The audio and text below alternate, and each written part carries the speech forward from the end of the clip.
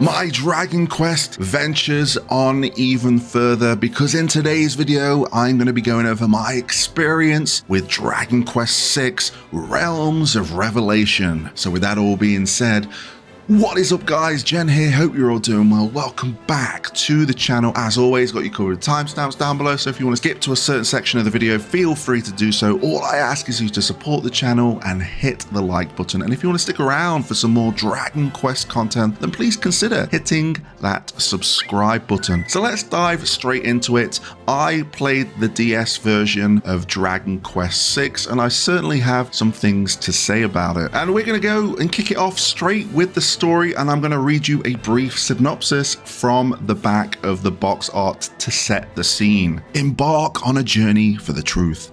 His was a peaceful life in a sleepy village until one fateful day he stumbled upon a portal into another world and set out on a quest for answers. Can you help this reluctant hero rediscover his past? And that's about as brief I'm going to give you, but that kind of set the scene for me, and it did take me quite a while to get into the story here with Dragon Quest VI, and I think that's more on me because I didn't really know what was going on at first. As soon as I differentiated that we had a dream world and we had the real world, I kind of clicked on a little bit more. But apart from that, this story was definitely one of the weaker ones for me. We did have the typical amnesia plot with all the characters forgetting about what's happening, but it did have a pretty strong opening, getting straight into the action. We're fighting what we would consider a final boss straight off the bat, and we lose, and then we dive into the story a little bit deeper. But I did feel very lost to begin with, and it is a bit of a slow burn. There's certain parts of the story, especially when you had to help out a prince to overcome some trials, that took quite a while because I had to go back and forth, and he disappeared, he ran off, he went this way, he didn't want to come, he did want to come, and there was a lot of moments like that where it paced me a little bit differently, and I was like, oh, this is a bit slow. But I cracked on with it, and we did roll credits, and it is pretty average as it comes when it comes to a Dragon Quest story. Again, I didn't click as well as I thought I would with it. I don't know if it's because of just the having two separate worlds and trying to keep up with everything, and then having sections like that to get confused with. I don't know.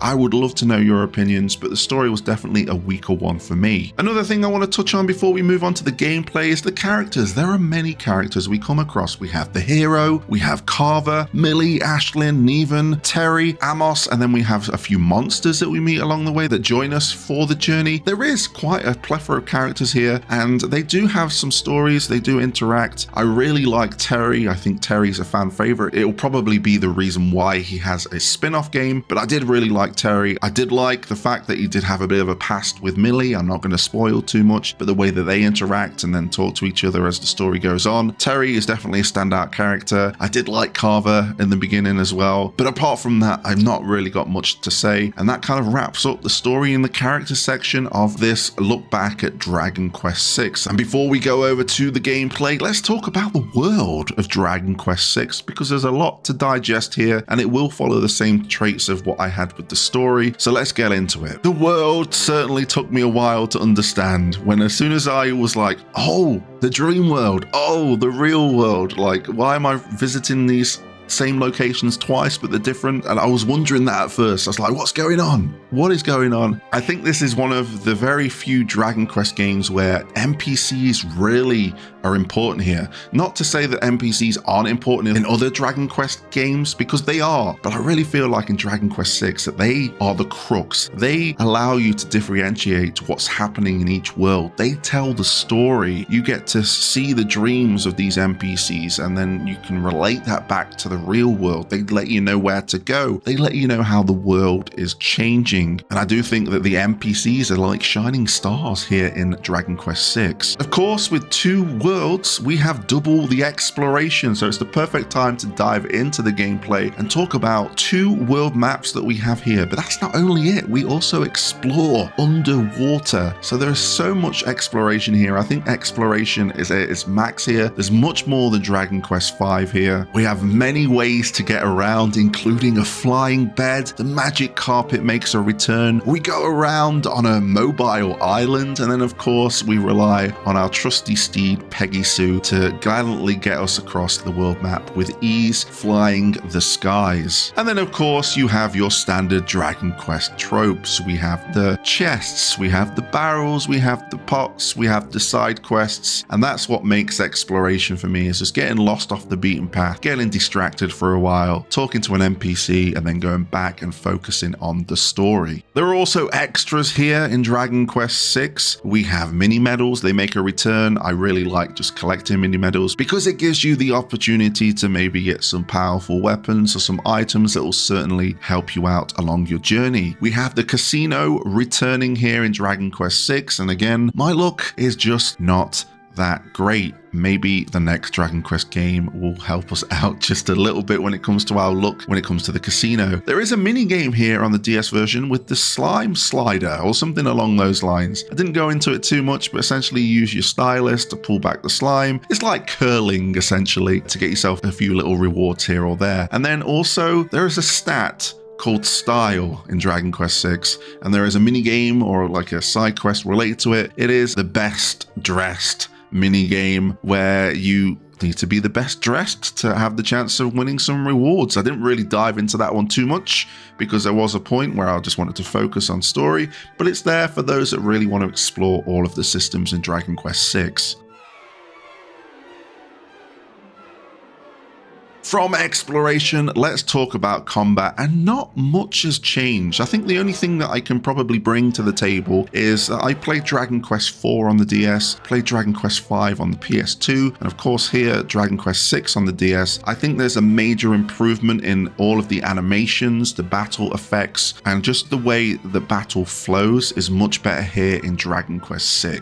I must admit, it might just be me, but random encounters felt quite frequent. I don't know if it's because I had these story beats that kind of stretched out a little bit, and having the random encounters in between all of that may have just made it feel long, but it did feel like there was a lot of random encounters here. I did touch on it when we talked about characters, but we can have monsters in the party, and I did forget, and I'm going to bring it up here. We can take slimes to a monster arena to battle for some extra rewards. Just going to throw it in there. But combat, we have the standard skills, even though there are a lot more here in Dragon Quest VI because of the vocations, which we'll go into in a second. We have the spells, again, a few extra ones here or there, and we of course have the items that can really help us out. There was a staff early on in the game that helped me out considerably to do some healing because I just didn't have the heal spells to my disposal. It really helped out, so never forget about those items when you're playing through a Dragon Quest game. So, Vocations. This is the biggest change, and this is like the gameplay crux. This is the new feature. It definitely evolved since Dragon Quest III, and I actually played Dragon Quest III HD 2D in the middle of playing this game, so I really have a bit of a comparison to make when it comes to the Vocations. Like, Vocations are strong here in Dragon Quest VI. There's so many to discover, and each vocation has 8 tiers for you to go and learn new abilities, and as soon as you've done that, you can go straight and unlock another vocation. And once you've done certain vocations, you unlock other vocations to learn even more abilities. I just love the fact that I could keep going back, changing my vocation, racking up all these skills and spells to my disposal, really helping out. And there's so much for you to explore and dive into when it comes to the vocation system. But again, it is quite strong here in Dragon Quest VI.